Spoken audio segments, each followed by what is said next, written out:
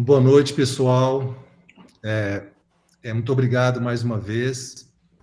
Eu queria primeiramente fazer um breve comentário. Então, nós decidimos fazer essa sequência de webinars tratando especificamente de troca de válvula aórtica percutânea, ou como queira o implante de válvula aórtica percutânea, a TAV. E como a gente já atingiu um grau de certo amadurecimento ao longo de quase 15 anos, então nós ousamos em fazer uma sequência de webinars onde a gente vai provavelmente atingir, ou deve atingir, 100 casos de discussão de TAV. Então, e a ideia também é a gente prestigiar jovens cardiologistas intervencionistas, todas as matizes de conhecimento, pessoas experientes, mais jovens, todo tipo de válvula, todo tipo de situação, sucesso, insucesso, complicações, de tal forma que a gente vai compilar esses casos todos e vamos lançar no nosso canal do YouTube para que fiquem disponibilizados para acessos futuros. Então, é um projeto, de certa forma, ambicioso, porque são 100 casos de TAV nesses próximos meses, e eu gostaria aqui, antecipadamente, de agradecer a participação dos apresentadores, das pessoas que estão nos assistindo. Então, a gente deve apresentar, vamos já apresentar um caso, cada caso 15 minutos. Eu gostaria, então, de apresentar primeiro o professor Leonardo Guimarães, que é o cardiologista intervencionista, coordenador do programa de cardiopatia estrutural da Escola Paulista de Medicina. O Leonardo tem uma vasta experiência no Brasil, fez seu fellowship de estrutural no Canadá, em Quebec. Eu vou dividir essa sessão com ele, como comentarista, moderador. E nós temos 4 apresentadores hoje. A Michelle Beach, a Michelle é cardiologista intervencionista, ela é formada conosco aqui na Escola Paulista de Medicina, e ela faz atualmente um programa de aperfeiçoamento em cardiopatia estrutural no Instituto Dante Pazzané de Cardiologia. A Michelle será a primeira a apresentar.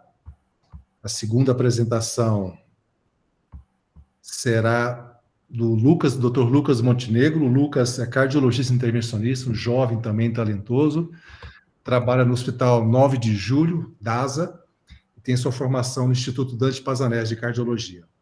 Depois, a terceira apresentação é a Paula Teixeira, cardiologista, residente em cardiologia intervencionista, no seu R6, aqui conosco, a Escola Paulista de Medicina, uma residente também bastante atuante e muito apaixonada também por cardiopatias estruturais com tratamento percutâneo.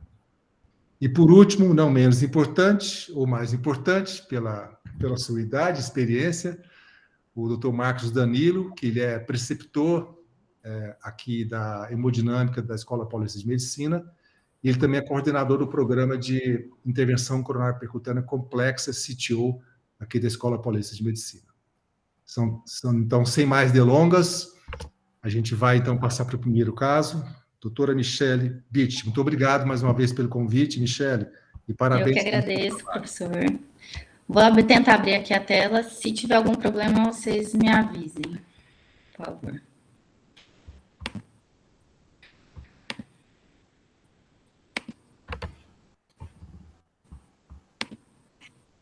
Já estão conseguindo ver? Perfeito. Tá. Sim. Show de bola. Olha, nesses testes aí eu já vi que tem um caso que pode ser um pouco conflitante com o nosso professor Marcos Danilo, apesar dele ter escolhido um tema muito parecido com o meu.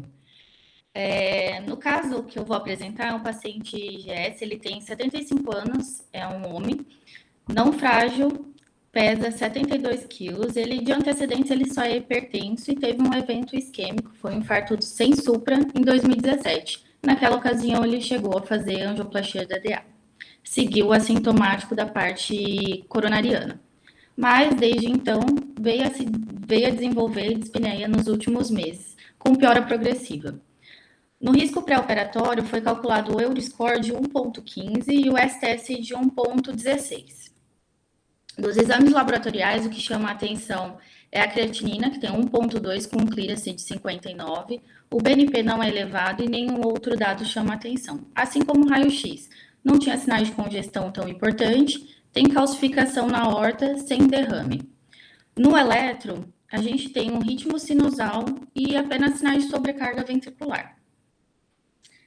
Na apresentação do eco, feito alguns dias antes do procedimento e do planejamento, tinha cavidades ventriculares com diâmetro sistólico de 29 e o diastólico de 44. Era uma cavidade razoavelmente pequena, com septo e parede posteriores com espessamento, sendo o septo de 13 milímetros e a parede posterior de 12.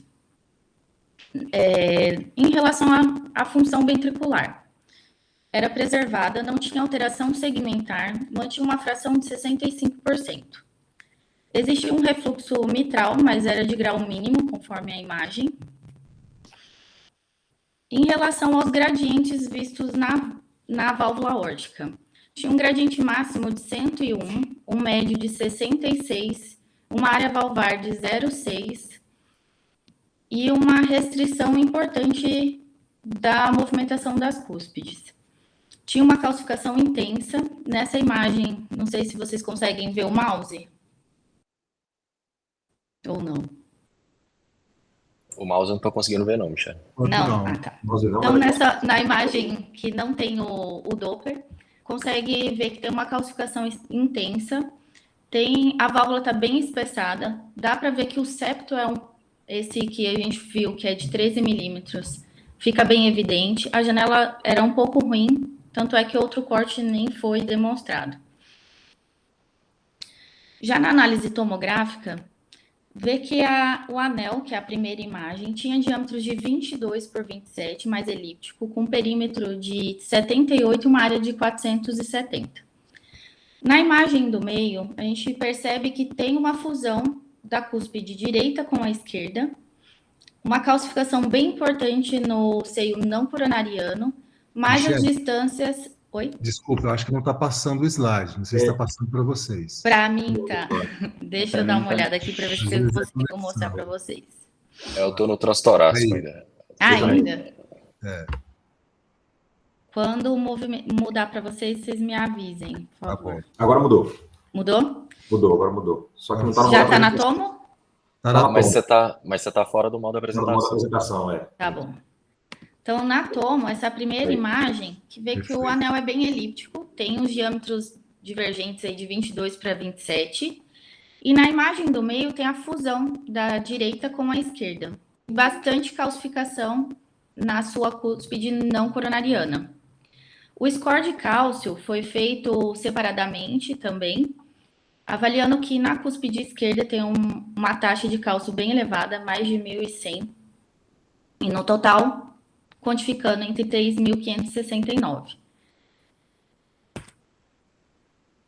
Seguindo com a tomografia, na junção tem uma área de calcificação, mas não chega a ser circunferencial, praticamente um quadrante na figura. Os diâmetros é de 32 por 33 e na aorta não tem tanta calcificação e é um pouco mais tendendo a ser dilatada, com os diâmetros de 34 e 37. Já seguindo na avaliação ainda da tomografia, na análise da coronária, não tinha nenhuma coronária baixa. Ele só passa o primeiro que você entra na apresentação, então acho que a cada 2 você vai ter que ficar saindo. Tá. Nessa forma aqui para vocês, vê se continua passando com uma velocidade diferente. Aí tá normal. Tá passando. Assim parece normal. Bem. Senão eu faço por esse e eu amplio aqui para ficar melhor, para não ficar atrasando a apresentação e a velocidade do slide.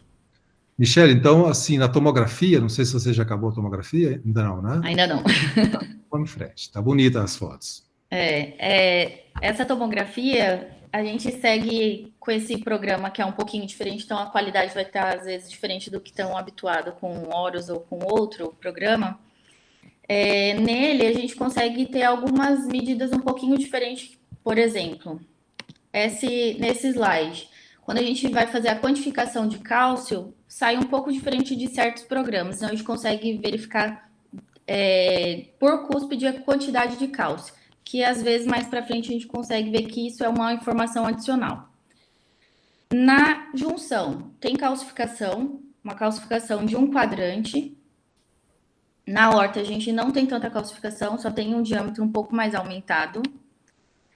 Em relação à coronária, não tinha nenhuma coronária que é abaixo do que a gente coloca como risco, que é abaixo de 10. Então, a gente tinha 15 e 17, sendo a coronária mais baixa desse paciente, sendo 15 à esquerda. E também já dá para visualizar uma grande quantidade de cálcio, a mesma que a gente vê quando corta ali no score de cálcio. Seguindo para a avaliação, como a gente tinha visto que existia uma fusão entre a cúspide coronariana direita e a esquerda, foi feita algumas análises um pouco diferentes do que é o habitual para quando é tricúspide. Foi avaliada essa distância intercomissural a 4 milímetros de onde a gente determina como um anel virtual, e ali a gente faz essa medida, que vai nos auxiliar mais para frente no dimensionamento da prótese ao ser utilizada, para não ficar nem super, nem dimensionar de maneira inadequada. Nessa análise, a gente vê que essa distância foi de 29, essa distância de 4 milímetros. E aqui, novamente, vendo que existe uma anatomia mais para bicúspide. Tem uma fusão, apesar de ser mais fibrótica do que calcificada, mas o funcionamento é bicúspide. Seguindo na avaliação que foge um pouquinho dessa avaliação da tricúspide, a gente faz algumas outras análises, como a simulação de prótese, estimada por esses diâmetros que a gente calculou inicialmente. Aqui foi simulada 2 próteses. Foi simulada a prótese calculada como uma 24,5 e simulada como uma 26.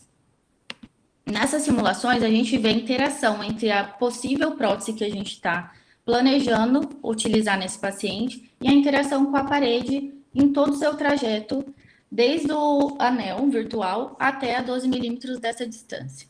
Então, a gente consegue ver qual das duas seria mais adequada para esse caso. A que toca mais a parede em toda a sua porção, desde o anel até a 12 milímetros, a 26 se adequa melhor. A 24,5, quando você começa a subir os cortes em torno de 9 milímetros e 12 milímetros, ela não consegue tocar toda a parede. Na bicúspide, ela comporta um pouquinho diferente. O local de apoio é um pouco mais acima do que tradicionalmente a tricúspide. Então, por isso a gente faz essa simulação, que é uma análise adicional. Também no planejamento, na análise tomográfica, vai sugerir algumas projeções. No caso, essa a gente fez a coplanar e essa foi a projeção sugerida na máquina. Seguindo na análise tomográfica, além de ver a parte anatômica, característica da válvula, distribuição do cálcio, não só no anel, mas tem na via de saída, se tem na junção ou na aorta, isso vai nos auxiliar nesse planejamento. A gente também segue com o planejamento a análise dos acessos. Foi feita também nesse mesmo programa, que é o Trimêncio. Então, ele vê um pouquinho diferente dos outros, onde a gente tem essa reconstrução. E nessa análise, a gente percebe que o calibre do acesso, tanto direito quanto esquerdo, tem um calibre um pouco mais reduzido. Mas a direita parece um pouco mais favorável, sendo o menor calibre de 5,2, o que gera talvez um risco de complicações vasculares. À sua esquerda, a gente tem alguns calibres que estão bem mais reduzidos, de 3,9, mais próximo ali da ilíaca comum e ilíaca externa, quase na bifurcação. Isso pode trazer alguma diferenciação entre o planejamento, entre proteção de acesso vascular, via de acesso alternativa ou o tamanho do dispositivo que você vai ter que usar como acesso. Nesse caso, a gente optou por fazer à direita, já que o calibre era menos desfavorável. O paciente foi para a discussão em Harting e foi visto que, de todas as características já apresentadas, por mais que ele tenha uma idade de 75 anos, não era frágil, tinha um risco cirúrgico baixo, ele tinha alguns fatores desfavoráveis, como a aorta que era bicúspide e os acessos que tinham um calibre um pouco reduzido. Mas, mesmo assim, optou-se por seguir com o planejamento de TAV. Nesse planejamento, a gente optou por uma prótese balão expansível, no caso foi a Maival. É uma prótese de pericárdio bovino. Ela tem algumas particularidades diferentes de outras próteses, também balão expansível. ela, na sua marcação radiopaca, ela tem a banda densa, a banda mais clara, que vai ser utilizada como posicionamento e alinhamento quando for no procedimento. Aqui seria uma sugestão de como ela ficaria, uma simulação de como ela seria lá na sua fluoroscopia, assim que tivesse expandida. Seguindo também como característica da prótese, ela tem um dispositivo que é um pouco mais fácil para o operador, não tem tantas etapas, ela é montada completamente fora do paciente, então ela já vem climpada em cima do balão, diferente de outras marcas. O dispositivo para fazer a deflexão também é bem tranquilo, é bem fácil de manejar, e aqui é mais ou menos como funciona. O operador só gira em torno para o dispositivo aproximadamente no meio, tem uma deflexão razoável para você cruzar o arco aórtico e depois você pode retirar ou utilizar parcialmente a deflexão de acordo com o teu caso. De vantagem, ela pode ser retirada do paciente depois que introduzida. Não tem essa, ela pode, mas não, o fabricador não orienta. E ela tem o introdutor, que é 14F, e ele é expansível, vai até 18, quando a prótese ela é passada por ele. De acordo com o nosso caso, ficou ainda nessa dúvida. Qual a melhor prótese? A gente tinha uma área de 470 se encaixando tanto com a 24,5 quanto a 26, que também é considerado uma coisa favorável dessa prótese. Ela tem números intermediários, que algumas outras não têm, mas dá para se adaptar também de acordo com a anatomia do paciente. Ficou essa questão, 24,5 ou 26. A área é compatível tanto com uma quanto a outra, então tem essa região de intersecção entre os dois tamanhos. E você pode dispor de algumas manobras durante o procedimento para finalizar nessa escolha e fazer a escolha mais adequada. No planejamento foi optado por uma sedação consciente, o eco transtorácico, o estímulo do pace pelo fio guia do VE. O calibroso foi decidido então a femoral direita, onde tinha os calibres um pouco mais favoráveis, mas ainda sob risco de complicações maiores vasculares. Foi optado por uma proteção vascular, por isso, então, feito o acesso secundário à esquerda, para facilitar essa proteção, e ficar apenas com 2 acessos arteriais. Por ser bicúspide, ela tem uma calcificação mais exuberante, o score de cálcio mais elevado, na grande maioria, e um comportamento menos previsível, foi optado também por uma pré-dilatação e seguir com a prótese Maeval.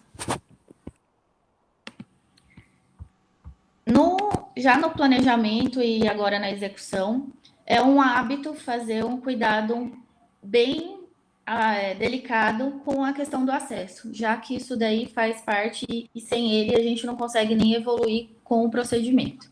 E os cuidados também pós, que ele vai ser um fator que pode fazer ter desfechos desfavoráveis nesses pacientes. Então, foi feita uma punção à direita, foi feita a injeção, além da punção ser guiada por ultrassom, marca também fluoroscópica. Todas as etapas de checagem são feitas para que esse acesso não tenha nenhum tipo de complicação futura. Foi injetado com um introdutor 5F nessa imagem, visto que estava uma posição adequada, uma altura também adequada, segue com a troca posterior para um introdutor 7F e colocado apenas um dispositivo de percute, há aproximadamente 10 horas. No próximo passo, foi feito o cuidado com o acesso, já que a gente tinha um maior risco de ter complicações vasculares, a proteção do acesso, por via contralateral. Então, foi puncionado à esquerda, também com as mesmas etapas, ultrassom, injeção de controle, passado o introdutor 5F, que ele é adaptável a balões da vascular, caso fosse necessário alguma complicação e a gente precisasse utilizar. Então, sempre checar se o material é adequado com os balões de intervenção vascular, que a gente não está tão habituado. Foi, então, através de um catéter de mamária posicionado na ilíaca, próximo à bifurcação da aorta, e avançado o fio 0,35, depois trocado por um 0,18, que é um fio de vascular. Nesse caso em específico, foi usado o fio com o nome de Command, deixado ali distalmente após a artéria femoral direita, e ali foi deixado como proteção até o final do procedimento. Depois que a gente passa esse fio da vascular, você introduz no mesmo introdutor 5F o fio 0,35 longo ponta J que você vai usar durante o procedimento e você usou anteriormente. Passado ele, você atinge até a aorta ascendente. Então, os dois fios no paciente, você retira o introdutor 5F, guarda esse fio 0,18 no caracol que vem do fabricante e deixa ele ali quietinho até o final do procedimento, fazendo a proteção vascular. Passa o introdutor que você acabou de retirar apenas no fio 0,35. Então, na femoral esquerda vai ficar o fio 0,18 apenas na pele do paciente e de forma externa o restante, e o introdutor vai ficar contendo somente o fio 0,35, por onde você vai levar até a aorta o catéter do pigtail na próxima etapa. Depois de feito, então, segurança do acesso, para que o procedimento tenha sucesso até o final, foi feita a angiografia de controle. Na angiografia, a gente utilizou a mesma projeção já pré-definida e sugerida pela tomografia, que fica uma imagem um pouco diferente do habitual, que é da tricúspide, porque os seios não são de tamanhos tão similares um do outro, que parece até que tem uma sobreposição do direito com o não coronariano nessa imagem. Feita a angiografia de controle, que vai nos auxiliar no procedimento e checando, ver se essa vai ser a futura imagem de controle para nossa posicionamento, vai fazer o cruzamento da válvula. Aqui eu trouxe uma imagem que, especificamente, não é desse caso, mas é para ilustrar o que é feito habitualmente no serviço. Então, você cruza a válvula com um AL1, você posiciona na aorta e com auxílio do fio ponta reta, que a ponta é flexível, pouco traumática, mas apesar disso tem que ser de maneira cuidadosa, é posicionado depois um fio, depois que avança a válvula, a gente troca o material. Nessa imagem, não sei se vocês estão conseguindo ver, Sim. você consegue ver a vibração do catéter, a ponta do fio, quando você vai perto do orifício onde tem estreitado, ele tem um turbilhonamento. Então, ele faz um tremor bem sutil na ponta do fio, o que auxilia você não ficar atacando com o fio o tempo todo, tentando achar o melhor local ou quando vai cruzar. Então, você manipula um pouco menos a válvula e aí cruza de maneira sutil. Depois que há o cruzamento da válvula, vamos ver se já vai passar aí o cruzamento. Depois que cruza a válvula, a gente muda a projeção de trabalho para que você consiga ver melhor onde está a ponta desse seu fio reto. Afinal, apesar de ser flexível, ainda é traumático e pode ter alguma complicação. Atravessado a válvula, cruzada a válvula, você troca, então, o dispositivo para que você possa evoluir com o fio 0,35 da marca que tem disponível no serviço. No nosso foi escolhido o Confida, que é um fio dedicado com a ponta, que é esse dessa nossa imagem. Aqui a gente foi feito a pré-dilatação com um balão que é da marca da prótese, que ela sugere para a gente. Foi realizado com tamanho 20 por 40. Geralmente o balão a gente dimensiona de acordo com os diâmetros pré-estabelecidos quando você mede na tomografia. Por exemplo, no nosso tinha o menor diâmetro de 22. Para que você seja um pouco mais conservador e evite algumas complicações, já que a gente tem uma calcificação mais intensa e importante nesse caso da bicúspide, por exemplo. Foi realizado a pré-dilatação com a estimulação do fio guia, onde a gente passa uma agulha na pele do paciente com a ponta vermelha, nesse caso está marronzinha, mas é a vermelha na nossa, e na ponta do seu fio, que está dentro do ventrículo, você coloca a marca do jacaré preta. E você vai estimular. Primeiro, você testa, vê se vai ter uma boa captura. Não tendo uma boa captura, tem que prosseguir para o transvenoso, por segurança. Michele, Oi. posso fazer uma pergunta? Sim. Você tem utilizado esse rapid pacing de maneira rotineira no Dante Pazanés, nos seus casos? Sim. Ou só em casos selecionados? Como é que você faz essa escolha? Geralmente a gente está fazendo como todos os casos, se possível, fazer pelo fio guia.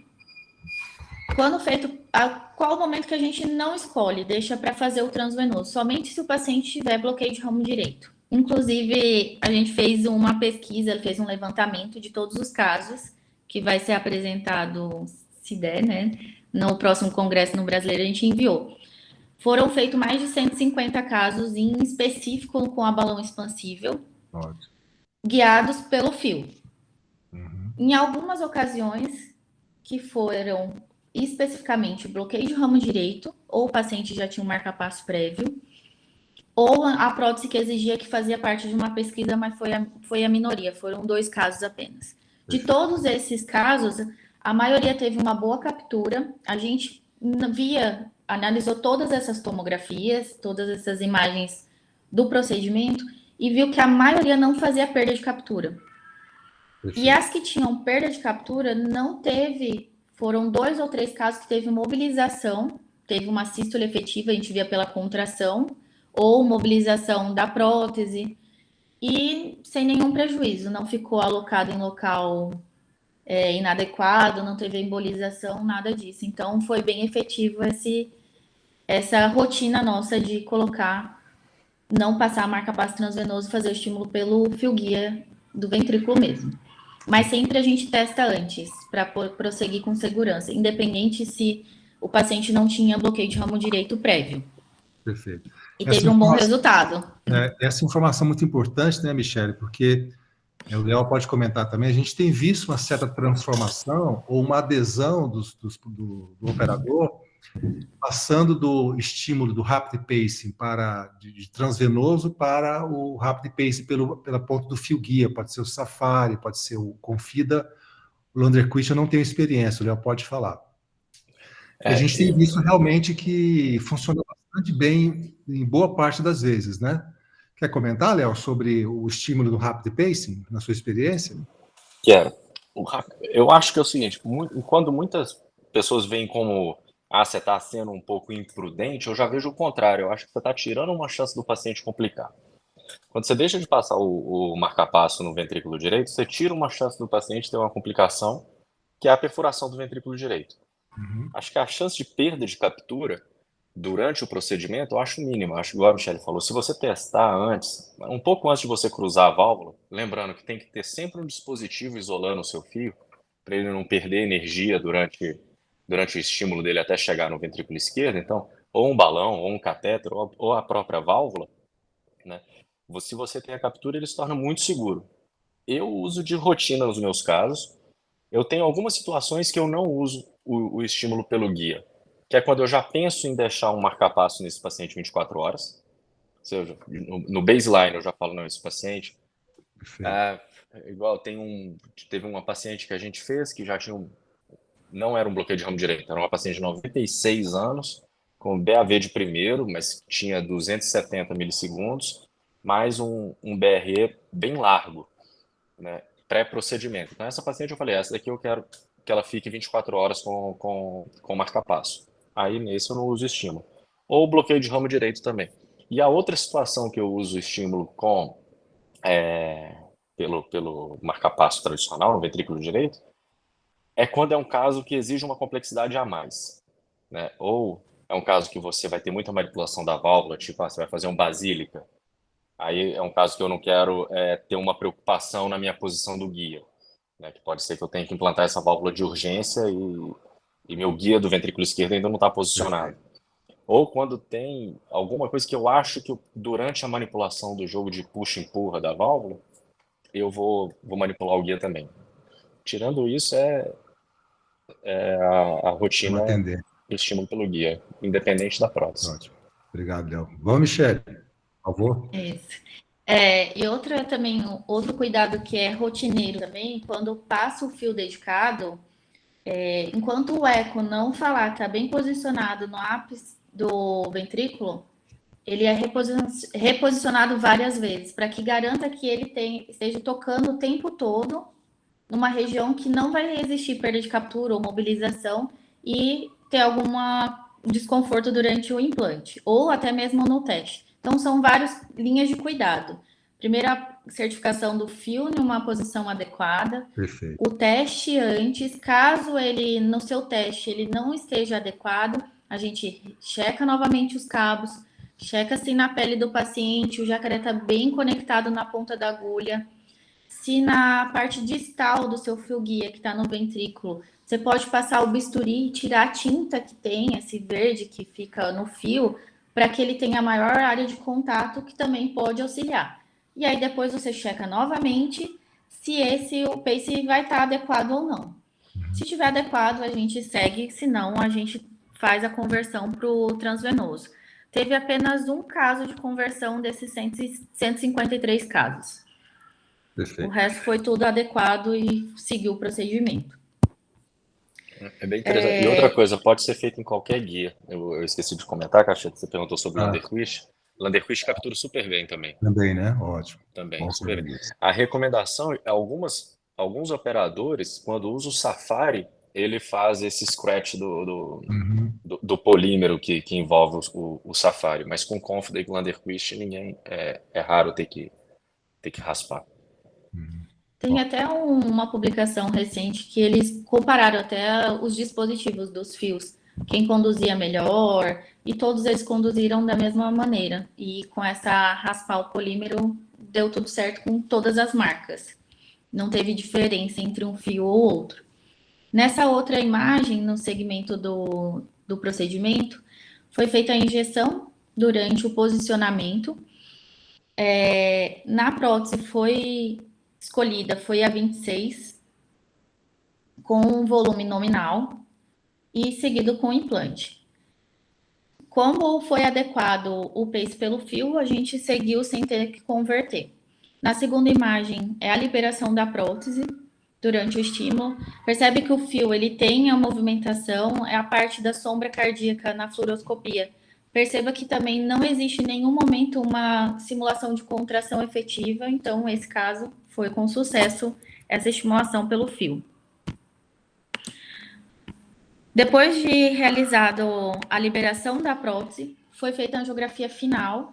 A gente retira esse pigtail que estaria imprensado entre a prótese e a aorta, com cuidado também para não haver deslocamento da prótese recém-implantada.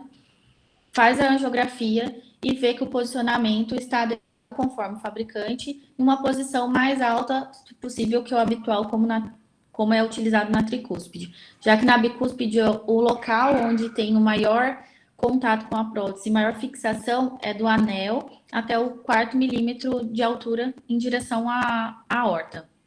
Depois de posicionado, viu que estava bem adequado o posicionamento. Não tem leak paravalvar, muito discreto, assim como o eco também, durante o procedimento, é checado. Na borda, próximo à saída da coronária esquerda, dá para ver que tem uma imagem mais clara, que seria o folheto, que é jogado para a parte externa, depois do implante, e segue com o controle angiográfico também dos cuidados do acesso. Aqui foi feita a injeção através de um catéter de mamária, aquele mesmo utilizado no começo do procedimento, que é passado pelo fio. Com o Y, a gente faz a injeção de contraste, com o perclose já, com a sutura já feita e apertada de maneira adequada, e ver se tem estenose, extravasamento ou se está alguma coisa inadequada, já mesmo que a gente usou apenas um perclose no fechamento. De rotina lá, só usa um. Como é feito? Geralmente coloca a 10 horas a direção do perclose. Ao final, a gente faz o fechamento, a aproximação da sutura e aperta o ponto. Comprime durante 5 minutos. Tira a mão para ver se tem um vazamento importante ou não. Se tiver bem discreto, a gente saca o fio 0,35, que até ali estaria até então, como proteção. caso precisasse complementar com algum dispositivo, ou Angiosil ou um novo Perclose. Viu que não tem um vazamento importante, a gente retira esse fio 0,35 e prossegue com mais 5 minutos de compressão e reversão parcial da protamina, com protamina. Mais ou menos 60% da heparina a gente reverte. Na grande maioria tem um bom controle. Todos eles são feito controle angiográfico para ver se tem estenose ou vazamento, apesar desses cuidados de protocolo da instituição. E tem um grande sucesso. Desde março, por exemplo, que eu entrei, a gente teve um caso que teve que complementar com o Angiosil. Em todos os outros casos, conseguiu realizar o fechamento adequado com apenas um. Perfeito. E mesmo assim, em algumas ocasiões, já tinha uma estenose maior que 50% na angiografia de controle. Nesse caso, já tinha colocado o Perclose, veio que tem uma discreta estenose, menos de 30% no local da punção. Então, é sacado o fio, o 0,18, encerrado os cuidados com esse lado e partir para o cuidado do lado esquerdo. Ótimo. Excelente. E depois que o paciente sai de sala, tem todos os acessos cuidados e ocluídos com curativo dentro de sala, ele vai, e é checado também o eco intra. Não é feito de rotina um eco após um dia ou no dia seguinte, é somente o intraoperatório. Onde foi feito que não tinha, o refluxo era mínimo, os gradientes máximo era de 4 ou máximo de 2, tá escrito, máximo de 4 ou médio de 2, e não tinha nenhum derrame ou complicação vista ao eco. Aí esse paciente é retirado da sala, ele vai para o repouso da hemodinâmica, por onde ele passa 4 horas. Nessas 4 horas, o que é feito? Ele chega, primeiro o eletro é realizado, para ver se teve algum distúrbio que a gente fez em sala, que se permanece ou não há, e 4 horas após é repetido esse eletro. Se não teve mudança, como nesse caso, o paciente ele é encaminhado para o leito de enfermaria. Caso tenha mudança, de acordo com a mudança, ele pode ir para a enfermaria ou para a UTI. Quando eles não tinham previamente nenhuma alteração e fica apenas com bloqueio de ramo esquerdo, e algumas ocasiões ele fica no eletroimediato com bloqueio de ramo esquerdo e 4 horas após não tem, ele segue para a enfermaria também, normalmente como fluxo. Nesse caso, o paciente não teve nenhuma mudança do eletro, permaneceu exatamente igual o da entrada, ele foi para a enfermaria e no dia seguinte, no período da tarde, exatamente 24 horas após o procedimento, ele recebeu alta. Como é recente, ele ainda não tem o nosso segmento de 30 dias, que é rotina fazer esse segmento de todos os pacientes. E é isso. Excelente, Michele. Muito, muito bem apresentado o caso. Um belíssimo caso que mostra o desafio do tratamento de pacientes portadores de estenose aórtica bicúspide, né? Do tipo 1 que você mostrou. Geralmente a calcificação é mais acentuada, normalmente requer pré-dilatação, como você muito bem apontou. Você mostrou de maneira muito primorosa o bom planejamento pela tomografia, né? De como fazer o implante, a simulação de qual próstata a ser escolhida. Então, parabéns pela sua apresentação. E trouxe contribuições muito originais, no que diz respeito ao uso de um Perclose apenas, em boa parte das vezes, e também o estímulo do Rapid Pace pelo fio guia Safari ou Confida nesse caso. Então, eu queria agradecer mais uma vez, parabenizar pela sua apresentação, e teremos mais casos no futuro que gostaríamos muito da sua apresentação, da sua nova participação. Tá? Muito Obrigada. obrigado. Léo, algum comentário sobre a Michele, o caso da Michele, para a gente passar adiante? O caso da Michele tem muita coisa para discutir, né? Desde o tipo de prótese utilizar, se é autoexpansível ou balão expansível, se é autoexpansível caberia. A gente pode discutir desde o início da conduta, né? Se é uma anatomia favorável ou não para TAV. A gente viu que o desfecho foi extremamente favorável, e se a gente olhar as publicações que a gente só tem em registro comparando tricúspide com bicúspide, esse paciente da Michele tem um desfecho a longo prazo favorável. Porque a gente sabe que a combinação de calcificação severa na RAF e do folheto é a pior combinação para um bicúspide, né? E isso tem impacto em desfecho a médio prazo. No caso dela, tinha bastante calcificação no folheto, mas não na RAF. Então, era um paciente que caberia a TAV, realmente foi uma boa escolha. o tipo de válvula, a gente tem uma revisão extensa sobre bicúspide no Jack Asia, que eles comentam a porcentagem de oversize que é mais adequada para bicúspide, claro que opinião só de especialista, não tem para uma balão expansível que eu digo, e chega em torno de 5%. A gente pode discutir se vale talvez a 24,5 com um pouco a mais ou a 26 com um pouco a menos. Claro que o seu caso, a gente falar do que deu certo e do que ficou ótimo, é difícil falar que deveria mudar, né? Mas é um caso muito rico que a gente poderia fazer uma sessão só dele. Parabéns, Exato. Michele, ficou muito bom. Maravilhoso. Muito obrigado.